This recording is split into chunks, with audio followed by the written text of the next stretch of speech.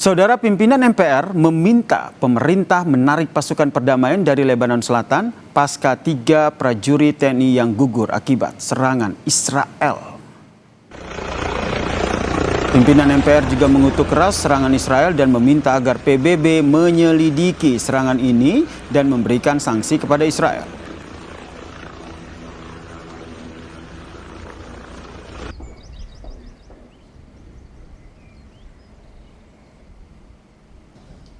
Menyampaikan bela sungkawa yang sedalam-dalamnya atas gugur dan terlukanya para prajurit TNI yang menjalankan tugas konstitusi dan mandat PBB di Lebanon Selatan. Majelis Permusyawaratan Rakyat mendesak kepada Dewan Keamanan PBB untuk segera menggelar sidang penyelidikan dan menjatuhkan sanksi terhadap Israel sesuai dengan konstitusi yang memerintahkan untuk melindungi segenap bangsa dan tumpah darah Indonesia, agar Indonesia menarik pasukannya dalam misi perdamaian tersebut, karena ini adalah daerah yang membahayakan bagi keselamatan TNI, seperti yang terjadi di Lebanon Selatan ini. Saudara, kepergian Praka Farizal Ramadan, prajurit penjaga perdamaian asal Indonesia di Lebanon, menjadi pukulan berat bagi keluarga di Kulon Progo, Yogyakarta. Anak bungsu dari 2 bersaudara ini dikenang orang tuanya sebagai anak yang baik. Praka Farizal mengabdikan dirinya sebagai tentara pada tahun 2016, saudara, dan tidak pernah lupa. Praka Farizal selalu menyempatkan diri untuk berbagi kabar untuk ibundanya. Namun, intensitas berkabar tersebut berkurang ketika konflik di Lebanon memanas. Sementara itu, saudara, untuk pemakaman dari Praka Farizal, keluarga masih menunggu pemulangan jenazah pada hari Rabu atau Kamis.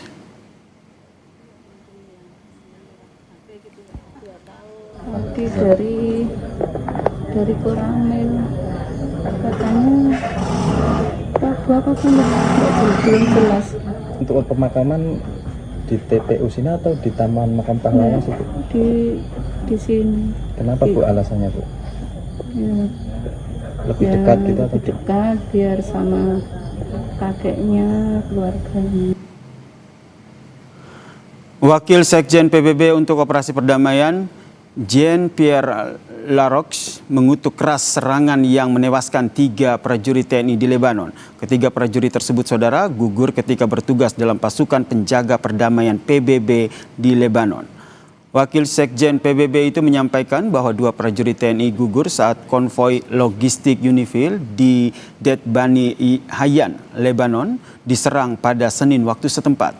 Sehari sebelumnya, serangan ke pangkalan Unifil di El Tayeb, Lebanon juga menewaskan seorang prajurit TNI. Unifil sedang melakukan investigasi terkait dengan 2 peristiwa tersebut. The ability to operate is constrained. 2 Indonesian peacekeepers lost their lives in an explosion that hit a Unifil logistic convoy, destroying their vehicle near Bani Hayyan, Sector East. 2 more peacekeepers were injured, 1 seriously. The origin of the explosion has not been determined. Yesterday, a peacekeeper of the Indonesian contingent was killed in an explosion inside the Unifil base in Et Taib, also in Sector East. Another peacekeeper was critically wounded and was evacuated to a hospital in Beirut. Saudara, 3 prajurit TNI yang bertugas sebagai penjaga perdamaian di Lebanon gugur akibat ledakan di sektor timur Lebanon. Lalu langkah apa yang harus diambil Indonesia untuk mengusut tuntas kejadian ini? Kami membahasnya bersama dengan pakar hubungan internasional Universitas Parahyangan, Bandung, Mas Julius Purwadi Hermawan, dan juga anggota Komisi 1 DPR dari fraksi PKB, Mas Syamsur Rizal. Selamat petang semuanya.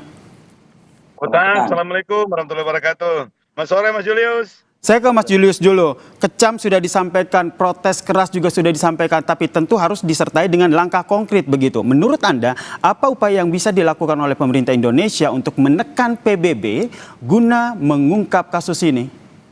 Ya, protes betul sudah dilakukan, kutukan keras, permintaan investigasi sudah disampaikan oleh Menteri Luar Negeri gitu ya. Namun melalui sosial media, dan menurut saya itu kurang keras, kurang lantang. Yang kedua, saya berharap sekarang Presiden yang menyatakannya dalam forum formal, press conference, media internasional berbahasa Inggris, sampaikan secara keras. Nah, Mas Yasir, gitu. Kalau kita lihat apakah protes yang 2 hari disampaikan itu efektif atau tidak, jawabannya tidak. Kita lihat respon dari Israel. Israel blaming tentara Indonesia itu tidak ada di wilayah zona aman, tetapi di zona internasional di mana ada terjadi konflik. Dan itu seolah-olah menyalahkan 2 tentara kita yang membawa logistik itu seharusnya tidak di sana. Ini lagi ya, gitu lagi sudah jelas menewaskan 3 tentara kita, gitu ya, yang menjalankan tugas mulia, mandat konstitusi yang sangat luar biasa, gitu. Namun tewas dan gugur di negeri orang. Harus lebih keras lagi. Harus lebih keras lagi begitu ya.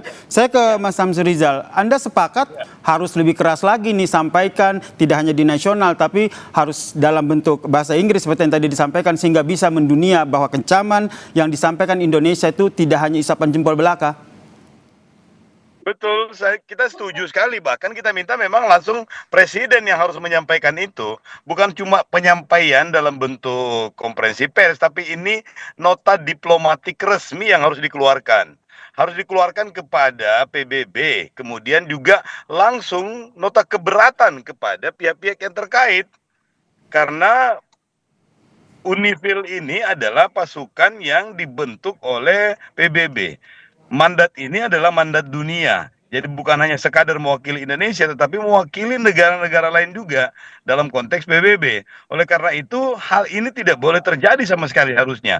Yang kedua, bahwa apa yang disampaikan itu di dalam area internasional, betul, mungkin saja di area internasional di situ, tetapi penting untuk dipahami bahwa mereka sementara dalam konvoi untuk pengiriman logistik dan tidak mungkin tidak dilaporkan posisi mereka. Yang peristiwa yang kedua itu pangkalan UNIFIL, dan di pangkalan UNIFIL itu peta geografisnya itu kelihatan. Jadi tidak ada excuse soal itu.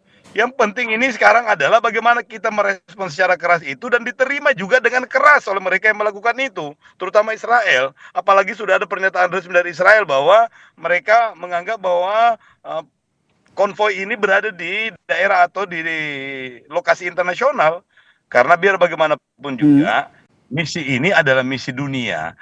Dan tentu dunia juga harus mengambil langkah-langkah, bukan hanya sekadar kemudian penyelidikan, tetapi mesti ada komitmen. Ini sudah masuk kejahatan perang.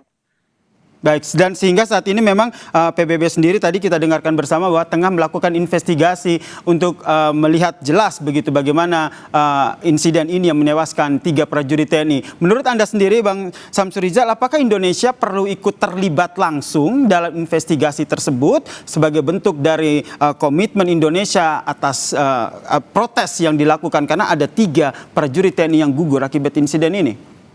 Betul, kita bisa minta kepada PBB dalam membentuk task force untuk investigation itu, kita minta untuk masuk.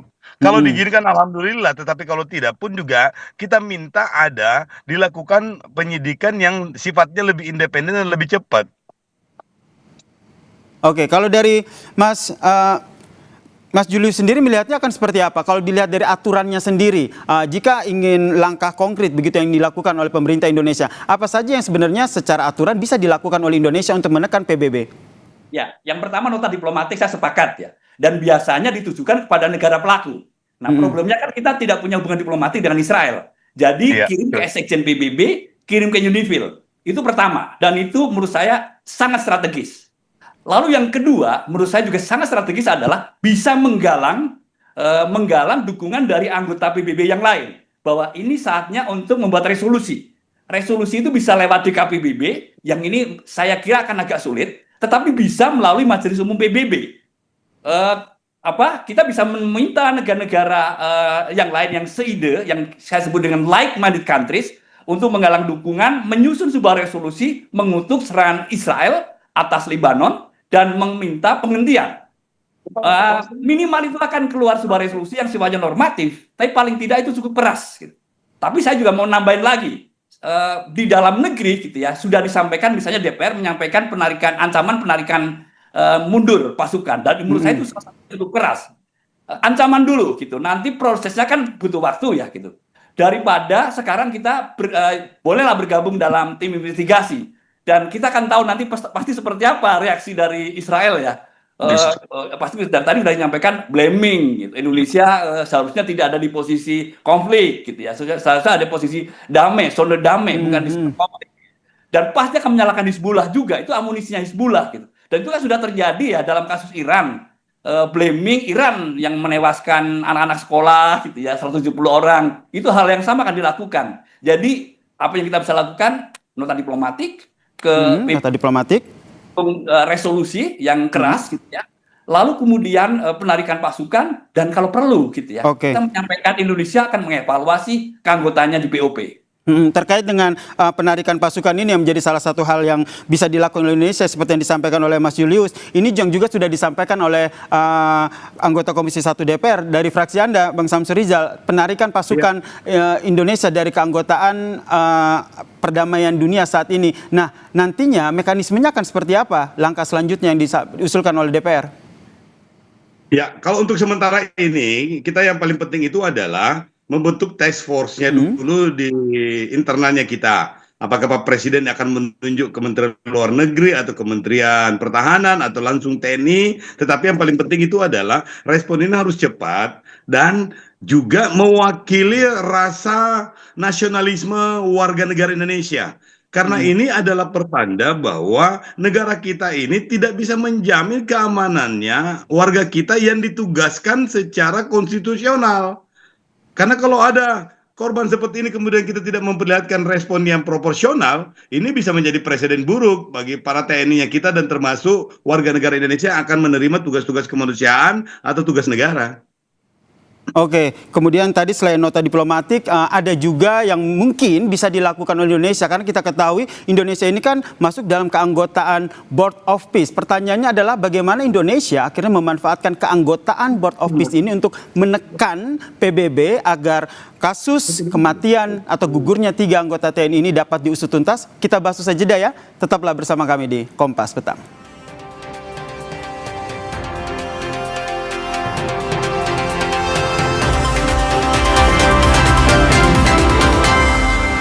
Saya langsung ke Mas Julius. Mas Julius, kalau kita lihat ini kan sebenarnya dengan bergabungnya Indonesia ke BOP, di situ juga ada keanggotaan lain seperti Israel dan juga Amerika Serikat. Bagaimana akhirnya Indonesia bisa memanfaatkan BOP ini juga untuk menekan ataupun menanyakan, mengonfirmasi terkait dengan serangan yang dilakukan oleh Israel ke Lebanon hingga menyebabkan 3 prajurit kita meninggal? Ya, seharusnya kan berkomunikasi dengan Israel ya, langsung mengecam serangan yang dilakukan ke Lebanon, termasuk yang akhirnya menewaskan, apapun alasannya, gitu ya, apapun alasannya. Namun karena Indonesia tidak punya hubungan diplomatik, itu tidak bisa dilakukan. Dan tentu saja kalau itu dilakukan, akan ada kecaman yang luar biasa. Bagaimana Presiden Indonesia, negara berdaulat, berkomunikasi dengan kriminal perang. Itu kan orang sudah melihat seperti itu. Jadi yang paling mungkin dilakukan dan harusnya dilakukan, Presiden segera berkomunikasi dengan Presiden Donald Trump sebagai Ketua BOP, menyampaikan bahwa sangat mengutuk keras, lalu kemudian sangat menyesalkan, lalu kemudian meminta Presiden Trump untuk bersuara juga keras. Karena apa yang dilakukan oleh Israel sebetulnya didukung oleh Amerika Serikat, hanya secara diam-diam. Diamnya Presiden Trump terkait dengan serangan Israel ke Lebanon, itu artinya blessing ya, restu. Jadi menurut saya Presiden sudah saatnya berbicara dengan Ketua BOP.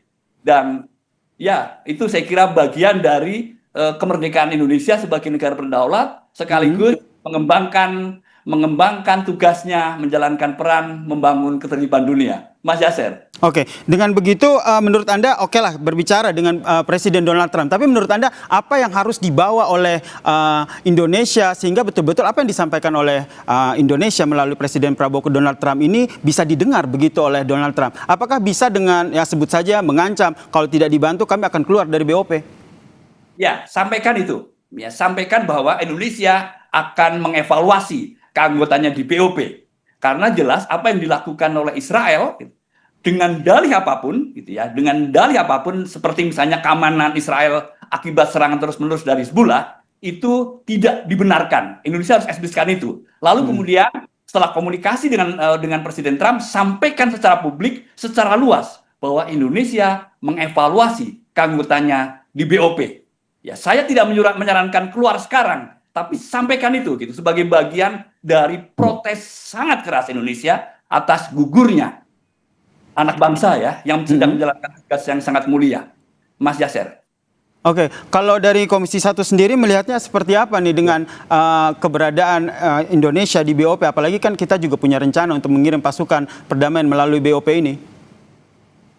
Ya, yang paling utama adalah ini mileage untuk kita punya alasan yang lebih rasional. Untuk? Karena sudah ada kejadian seperti untuk keluar dari BOP. Oke. Kalau besok-besok kita sudah memutuskan untuk keluar ini, sudah ada alasan yang rasional yang bisa diterima oleh warga dunia. Yang kedua yang paling penting ini adalah bahwa suara rakyat Indonesia menginginkan hal yang sama. Pada awalnya pun juga menurut saya mayoritas masyarakat Indonesia itu tidak mau kita masuk BOP. Tapi secara rasional kita jelaskan bahwa tidak ada satupun lembaga lain yang memungkinkan masalah Palestina itu bisa aktual dibicarakan kecuali BOP saat ini, sehingga masyarakat bisa terima. Tapi kalau dengan resiko seperti ini, dalam pengertian tidak ada sama sekali penghargaan, tidak ada sama sekali respon positif dari pihak Israel, ngapain lagi kita ada di situ, apalagi bersama-sama dalam satu organisasi. Dan ini sudah jelas-jelas. Tadinya saya menganggap bahwa investigasi itu sangat dibutuhkan untuk memastikan bahwa ini benar nggak Israel yang melakukan itu. Tetapi terjadinya setelah ada blaming dari Israel, berarti mereka mengakui bahwa mereka yang menyerang, mereka yang mengirimkan. Kalau dari Komisi 1 DPR sendiri, Bang Rizal, tidak perlu evaluasi. Tadi Anda bilang langsung aja kita keluar dari keanggotaan kita BOP. Sebenarnya dari DPR sendiri melihat posisi Indonesia di BOP sendiri saat ini itu seperti apa? Bukan, jadi yang pertama bukan saya menyarankan langsung keluar. Maksud saya adalah ada mileage ke sana, ada milestone bahwa kita sudah ada tanda-tanda mau keluar. Ini sudah alasan yang rasional. Ini peringatan keras. Kalau ada lagi yang seperti ini, baru kemudian kita keluar. Nah, begitu dalam posisi kita di BOP sekarang ini, termasuk salah satu negara yang sangat eksklusif, yang diberikan banyak privilege. Karena memang kita mewakili kultur yang sangat cocok dengan keadaan sekarang atau permintaan dunia. Kita mewakili dunia Islam, penduduk yang memiliki mayoritas umat Islam. Kita memiliki presiden yang memiliki bargaining yang cukup kuat di mata internasional. Itu tidak boleh tergerus karena peristiwa ini. Baik. Justru harus ditingkatkan bagaimana citra Bapak Presiden Prabowo itu semakin meningkat dalam tataran pergaulan internasional. Tapi Bang Rizal, ini sebenarnya posisi Indonesia sendiri di BOP ini sudah seperti apa begitu? Sudah resmi masuk keanggotaan, kemudian jika sudah masuk resmi keanggotaan, apakah suaranya ini bisa didengar di sesama anggota BOP lainnya termasuk Amerika Serikat? Waduh, kalau soal itu suaranya didengar sesama anggota, saya tidak yakin. Tetapi BOP ini akan didengarkan atau soundnya itu akan ke seluruh dunia. Kenapa saya bilang saya tidak yakin? Karena setahu kami, PBB BOP sendiri itu belum pernah rapat secara resmi yang memang rapat seperti rapatnya organisasi dunia. Rapatnya itu yang kemarin di bulan Februari itu di New York itu hanya satu arah.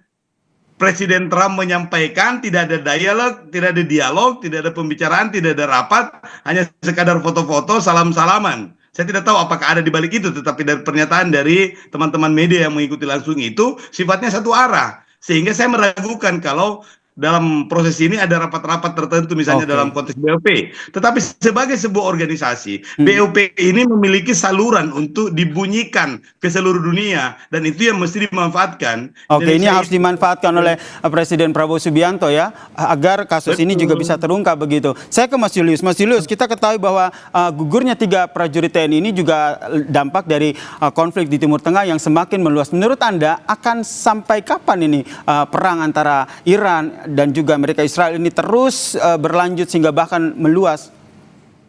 Sampai kapan? Kelihatannya masih jadi pertanyaan yang belum bisa kita jawab sekarang, Pak Yasin. Jadi kalau kita berkaca dari perang Irak itu kan butuh 8-9 tahun itu sampai akhirnya Amerika Serikat berhasil ya menumbangkan Saddam Hussein. Kalau kita berkaca dari Afghanistan panjang lagi gitu ya. Nah, ini kan baru sedang menyiapkan serangan darat ini gitu ya, yang mungkin awal April atau minggu kedua April gitu. Dan itu kita baru bisa melihat berapa lama gitu ya perangnya akan berlangsung. Nah, kita berharap ya, tentu saja kita berharap segera selesai, dan selesai itu mungkin kalau ada perundingan. Selesai itu mungkin kalau Amerika Serikat dengan sukarela menarik diri gitu ya. Lalu membiarkan Israel atau kemudian memaksa Israel untuk menarik diri gitu ya. Kalau memaksa Iran untuk menarik diri, menghentikan perang, tidak bisa.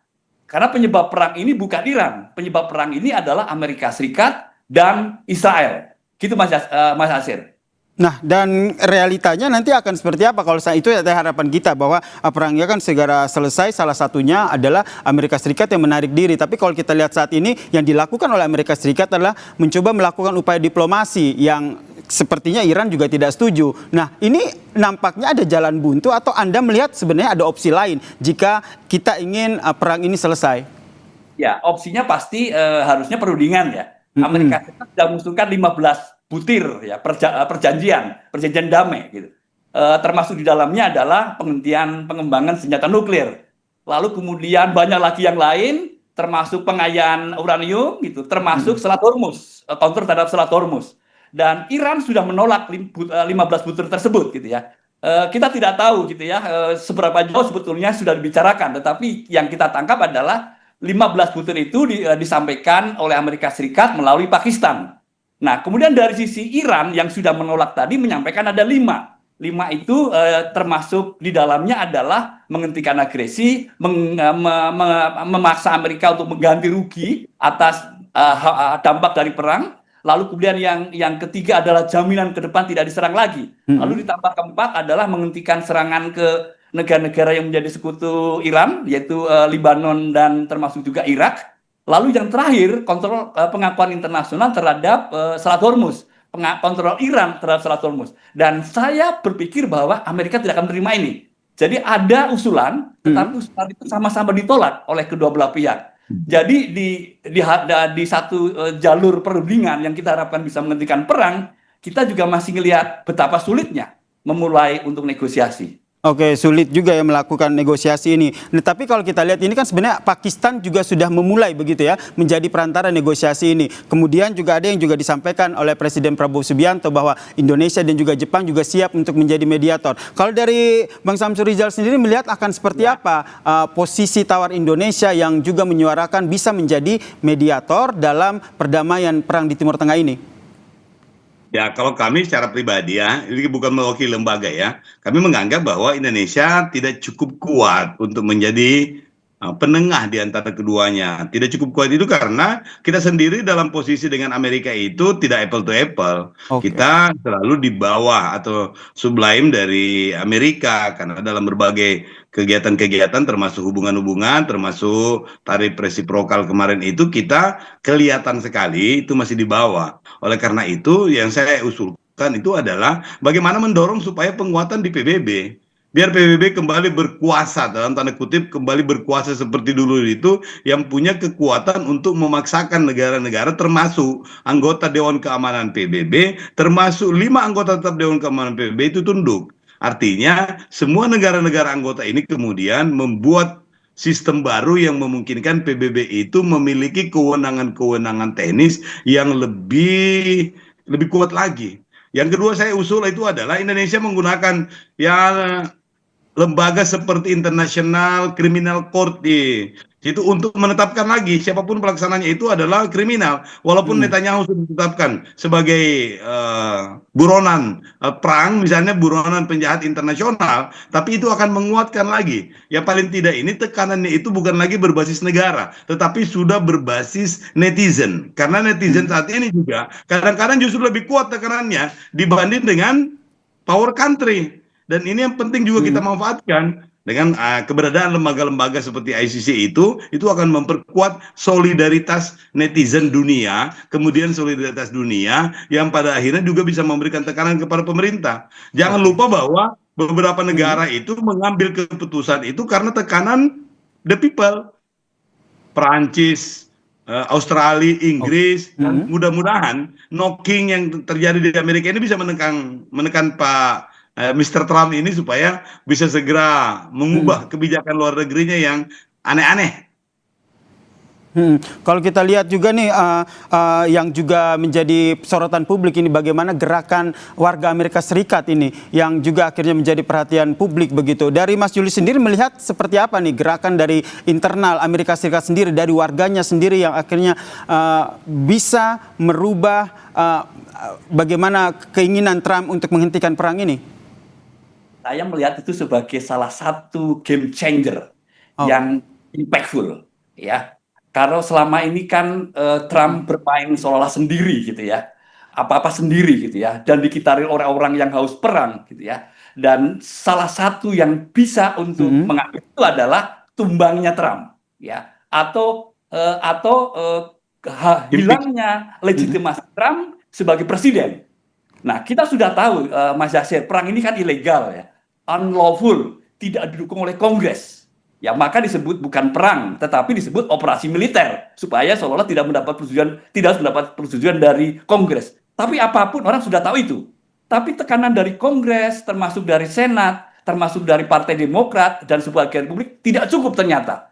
Nah, apa yang dilakukan oleh masyarakat Amerika Serikat yang jutaan gitu turun ke jalan raya di kota-kota besar itu akan menjadi game changer, menjadi ambil bagian proses yang penting yang pada akhirnya gitu akan membangkang Trump, setidaknya membuat Trump berpikir ulang bahwa apa yang dilakukan adalah totally keliru. Baik, itu yang jelas kita bertiga berharap ya agar perang ini dapat segera berakhir begitu karena dampaknya sudah luar biasa terhadap dunia. Terima kasih Pakar Hubungan Internasional Universitas Parayangan, Mas Julius Purwadi Hermawan dan juga anggota Komisi 1 DPR dari fraksi PKB, Syamsur Rizal telah berbagi informasi dan juga perspektifnya.